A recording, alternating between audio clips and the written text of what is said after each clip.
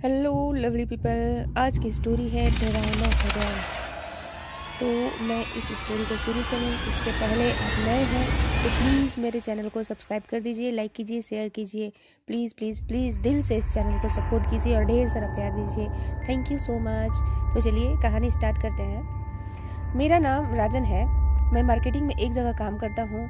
मेरी नौकरी की वजह से मुझे हमेशा यहाँ वहाँ घूमना पड़ता है। रात के समय बहुत बार लॉज होटल में रुकना होता है। वैसे तो उसका पैसा कंपनी देती है, लेकिन कुछ पैसे बच जाएं इसलिए मैं छोटे होटल में रुककर ज़्यादा का बिल बनवा लेता था, ताकि वो जोड़ के कुछ ऊपर की कमाई हो सके। पर कभी सोचा नहीं कि ये सब मेरी जान पर बनाएगा। मैं एक बार शाहपुर नाम के छोटे से शहर के लिए अपनी बाइक से निकला था। कंपनी का काम था और वहाँ से ऑर्डर भी लेने थे। शाम तक काम हो जाएगा इसलिए मैं ज़रा आराम से था, लेकिन सारे ऑर्डर लेते हुए रात के 8 बज चुके थे। अब अपने घर जाना मुश्किल था। सोचा कि यहीं कहीं सस्ता सा लॉज देख लेता हूँ, स्वराज के ठिकाने का बंदोबस्त हो जाए। एक दुकान वाले से पूछा, अरे भाई साहब, यहाँ कोई लॉज है क्या? कोई सस्ता हो तो बताओ। उसने मेरी ओर देखा और अनदेखा करके बोला, यहाँ कोई लॉज नहीं है। हाँ, लेकिन यहाँ से 2 मील पे एक छोटा ढाबा है, वहाँ तुम खाना खाओ तो वो रुकने का इंतजाम कर लेते हैं। मैं उसको मन में ही ठीक है बोल के निकला। तभी उसने आवाज़ लगाई। पीछे वही दुकानदार आ रहा था। मेरे पास आके वो रुक गया और बोला, हाईवे पे यहाँ से सीधे जाना, कहीं रुकना मत, सीधे वो ढाबे पे ही जाना। रास्ते में भूतों का डेरा है, तुम नए हो, पता नहीं होगा, कोई रोके तो भी नहीं रुकना। मैं गर्दन हिला के वहाँ से चला गया। मैंने ऐसी बातें सुनी तो थी, पर यकीन कौन करता है आजकल। थोड़ी ठंडी हवा चल रही थी। हेलमेट के अंदर भी मुझे महसूस हो रहा था। मुझे ठंडी से जुकाम होता है, इसलिए जैकेट पहना था मैंने। शहर से जैसे बाहर निकला, घनी सी झाड़ियाँ चालू हुई। एक बड़ा सा मोड़ आया तो मैंने गाड़ी जरा धीरे की और हॉर्न बजाया। तभी एक पेड़ के नीचे एक आदमी सोया दिखा। मैंने सोचा कोई भिखारी होगा या दारू पी के कोई पड़ा होगा। मैं बिना रुके वहां से चला गया। थोड़ी दूर जाने के बाद एक रोशनी दिखी। मुझे लगा कि वही ढाबा होगा जो दुकानदार बोल रहा था।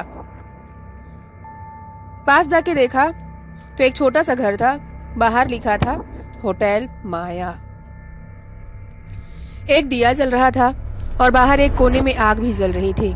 पास में कोई दिख नहीं रहा था तो मैंने बाहर से ही आवाज लगाई, कोई है? काफी देर के बाद एक दिया लेके एक बुढ़िया आई। वो काफी उम्र की लग रही थी, लकड़ी के सहारे चल रही थी। देखने से सब कुछ ठीक लगा तो मैंने उस बुढ़िया से पूछ लिया, अम्मा, यहाँ रात के लिए रुकने के लिए कोई कमरा मिलेगा? जो बनता है वो मैं किराया दे दूंगा। मैंने सोचा कि ये क्या किराया लेगी, 150 दे के निकल जाऊंगा और सुबह 500 का बिल बना के ऑफिस में दे दूंगा, ऊपर का अपना फायदा ही होगा। वह बोली, हाँ, अगर खाना चाहिए तो वो भी मिलेगा। मैंने साथ में कुछ बिस्किट और चिप्स के पैकेट्स रखे थे। ये सब मैं हमेशा साथ में रखता हूँ। सोचा इसको रात को दिखाई देता होगा कि पता नहीं, खाना बनाने में कितना टाइम लगे क्या पता। मैं बोला, नहीं अम्मा, मैं शहर से निकला तो खा के आया था वहाँ से, तुम कमरा दिखा दो, सुबह जल्दी निकलना है। वो इशारे से चलने को बोली। मैं उसके पीछे चला गया। घर के अंदर से काफ़ी साफ सुथरा था। भीतर जाते ही दाहिनी तरफ 2 कमरे थे। एक में मुझे छोड़कर वो चली गई। मैं अभी थका हुआ था। थोड़े बिस्कुट खा लिए और साथ में लाया पानी पी के खटिया पे लेट गया। खटिया जरा छोटी थी, मेरे पैर बाहर लटक गए। मैं पैरों को मोड़ के करवट लेके सो गया। थका हुआ था तो जल्दी नींद भी लग गई। मेरी आँख खुली तो 12 बज चुके थे। मैंने अपना मोबाइल उठाया तो पता चला मुझे कुछ कुतरने की आवाज़ आई। मोबाइल की टॉर्च लगाई तो देखा चूहा था। उसको भगाया और सोने की कोशिश करने लगा। तभी बाहर से रोने की आवाज़ आई और साथ में कुछ तोड़ने की भी। मैं ज़रा चौंक सा गया। मोबाइल लेके मैं दरवाजे के पास गया। आवाज़ बाहर से आ रही थी। मैंने धीरे से बाहर झांकने की कोशिश की पर वहाँ कुछ दिखाई नहीं दिया। सोचा बुढ़िया को आवाज़ लगाऊं, लेकिन वो इतनी रात में कहाँ जागने वाली है, यह सोच के चुप रहा। हिम्मत करके धीरे से दरवाज़ा खोला। डर तो मैं भी गया था, एक तो अंधेरा था और ऊपर से वहाँ बिजली नहीं थी। रात को अचानक ऐसे आवाज़ आएगी, डर तो लगता ही है ना। मैंने मोबाइल का टॉर्च ऊपर करके बाहर निकला। आवाज़ बाजू के कमरे से आ रही थी। मैंने अंदर झांकने की कोशिश की पर कुछ देख नहीं पाया। मुझे पहले लगा कि मेरे जैसे कोई मुसाफिर होगा जो रात के लिए रुका होगा और अपनी बीवी से झगड़ा हुआ होगा, क्योंकि रोने की आवाज़ औरत की थी। मैंने दरवाज़ा खटखटाया। एक झटके से दरवाज़ा खुल गया। मेरी धड़कनें एकदम तेज हो गईं। अंदर पूरा अंधेरा था। कोने में एक दिया जल रहा था। उसकी रोशनी में वो बुढ़िया बैठी थी। अभी वो बुढ़िया बहुत ही भयानक दिख रही थी। वो मेरी ही तरफ अपनी लाल आंखें से देख रही थी। मैंने जैसे ही मोबाइल का टॉर्च पूरे कमरे में घुमाया, मैं चकरा गया। एक आदमी सफ़ेद कपड़े पहन के था। पूरे कपड़े खून से रंगे हुए थे और वो लकड़ी के लट्ठे पर कुछ काट रहा था। वो जो आवाज़ आ रही थी काटने की, वो यहीं से थी। ये वही आदमी था शायद जो मुझे रास्ते में पड़ा दिखा था। वो किसी औरत को काट रहा था और वही दर्द की वजह से रो रही थी। मेरा दिमाग एकदम सन्न हो गया, पसीने से तर बतर हो गया था। भागना चाहता था लेकिन हिल नहीं पा रहा था। मैं चक्कर खा के गिर गया, लेकिन नीचे गिरते ही संभाला खुद को। नीचे खून गिरा था। मेरे गिरते ही मेरे ऊपर चिपचिपे से कीड़े रेंगने लगे। उस बूढ़ी के ऊपर भी कीड़े चढ़े हुए थे। हर तरफ सड़ने की बू आ रही थी।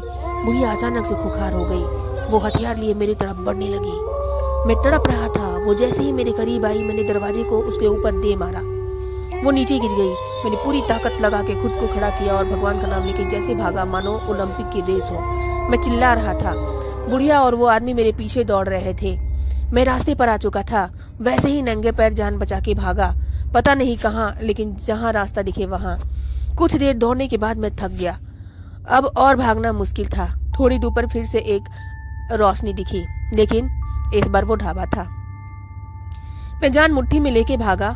जैसे वहां पहुंचा, जोर से चिल्लाने लगा। वहां काम करने वाले लोग उठ के आ गए और मैं बच गया। उन्होंने मुझे पानी पिलाया, तब मेरी जान में जान आई। सारी हकीकत बताने पर एक आदमी बोला, बेटा तेरी तकदीर में जिंदगी लिखी है, इसलिए तू बच गया। यह सालों से चलता आया है। वहाँ जो भी फंसा कभी वापस नहीं आया। वो होटल सबको नहीं दिखता। सापित होटल है वो, डरावना होटल है वो, लेकिन जिसको दिखता है और उन खूनी पिशाचों का शिकार हो जाता है। शायद भगवान तेरे साथ है, तुझे जिंदगी मिली। रात को मैं वहीं रहा, ढाबे वालों के बीच में। सुबह होते ही उन्हीं के साथ में अपनी बाइक और सामान तलाश करने उसी जगह गया। मेरी बाइक वहीं थी, मेरा सामान भी था, लेकिन वो खूनी होटल कहीं नहीं था। पूरी जगह सुनी थी। लग रहा था कि कुछ था ही नहीं वहाँ। वो एक डरावना होटल था, एक स्थापित होटल। मैंने वहीं काम करने वालों से सुना, कई लोगों की जान ली थी उस होटल ने। मैंने रब से दुआ मांगी और अपनी बाइक लेके वहां से घर के लिए निकल गया, अपने सीने के अंदर उस स्थापित होटल की वो खूंखार रात की याद को लिए।